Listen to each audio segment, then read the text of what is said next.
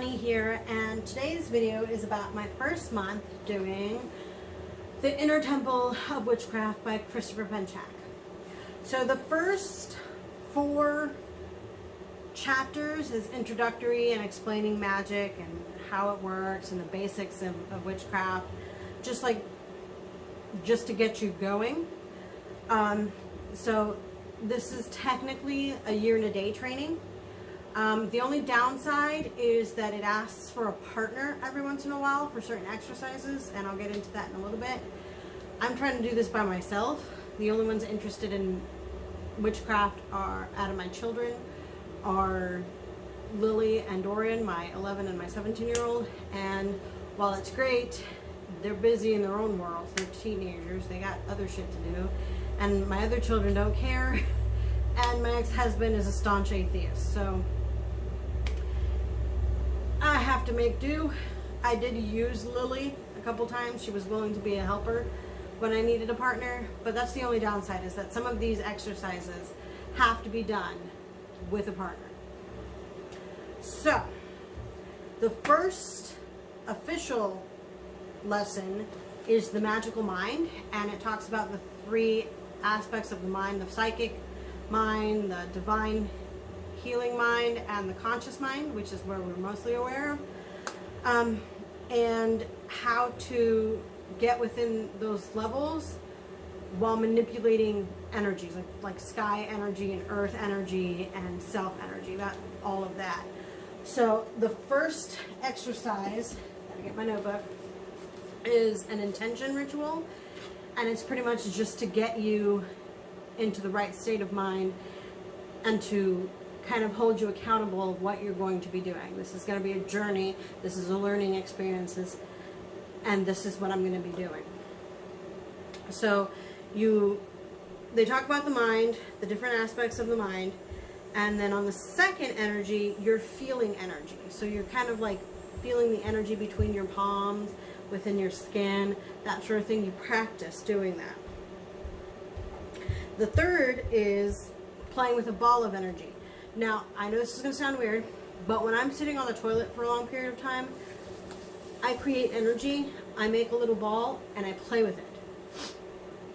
It's just something to keep me occupied while I'm sitting on the toilet. Some people doom scroll on Facebook, I play with energy. The next exercise was feeling the aura. So this is the part where I had to bring a partner, and so I asked Lily. I am not very good with feeling auras. I'm not very good with that kind of energy work. I can mess with my own energy, but other people's energies, it's really hard. So when I was going around her, I couldn't feel anything past the 6 inches mark without, like right here, about a hand's width. And it's supposed to be about an arm's width, about 12 to 15 inches away from the body that you're supposed to feel. And I couldn't do it. And my daughter didn't feel anything until I was about 8 inches in, when she started like going like this because it tickled. She didn't know how to explain the sensation other than tickle, and she's like, "Ooh, I feel that," because her eyes were closed while I was doing it. And I'm gonna need more practice on that. I just don't know who I'm gonna practice on. But yeah, if it got further than 6 inches, I got nothing. I had absolutely nothing. And then the next one after that was pulling and pushing energy. So again, if I was about 12 inches away, Lily couldn't feel anything. And of course she's got her eyes closed. Lily couldn't feel anything. So when I got to about 6 inches away, about 6 to 8 inches away, I started going like this, and she actually started swaying. And she's like, "Are you pushing me?" And I'm like, "I'm not even touching you." So I can do it with energy, but I can't get it any further than about 8 inches, 6 to 8 inches, and it's frustrating. And then the last section, or the last exercise for the month, is earth walking, which is pretty much like touching grass. You walk around, you pull the earth energy through your feet, you get the sun energy from your head or from your outstretched arms. You just feel the energy, absorb the energy, release the energy, And I do that a lot, especially with my anxiety, or my depression, sometimes even that. I take off my shoes and I touch earth. Or if I'm feeling really, really shitty, I might go outside and touch earth, or get some sunshine, get some of that vitamin D. But yeah, after that, it goes on to explain the different ways that you can alter your state of mind to work with energy. And I like these because it's a list of several.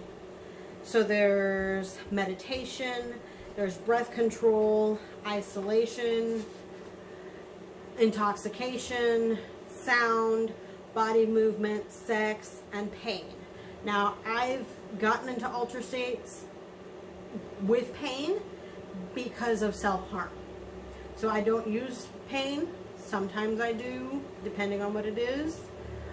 But for the most part, it's a trauma response. So pain wouldn't be something that I would use regularly. I have used sex magic, the altered state. It is very real, but sometimes you get lost in the moment, for lack of a better term. Body movement and sound put together like a drum circle where you're dancing to the beat, that creates an altered state. Intoxication, I don't like the way I feel when I'm intoxicated. I don't like that altered state, so I rarely do it. Isolation, some people fast during this part, but I'm not good with that. I have low blood sugar regularly, and no. Being a hermit is not my style. I need somebody. I need cuddles sometimes. Breath control, which I use in meditation, which is another one. I kind of mix and match. So I'm wondering, like, what other ways I can, using these, what other ways I can play with it. Because like when I'm meditating, I can't clear my head very well unless I'm listening to like gentle music. If I want to like raise energy, then I get a drum beat, a nice drum beat going. But usually when I'm meditating, I listen to like sound baths done with crystal bowls and singing bowls, things like that. And I'm just trying to see which mix-ins and matches I can make, because it doesn't have to be just one, which I think is great. It doesn't have to be just one. You can mix and match and fill that space until you get to that altered state. Anyway, I'm babbling now. And that was pretty much my first month. Tomorrow starts my second month, and that lesson is meditation. So we'll see how that goes, because I don't meditate well in silence. I have to have noise. Silence makes my skin crawl. I don't like silence. Unless I'm reading. If I'm reading, then silence is fine, because my mind is occupied. I don't know if that has to do with my mental health.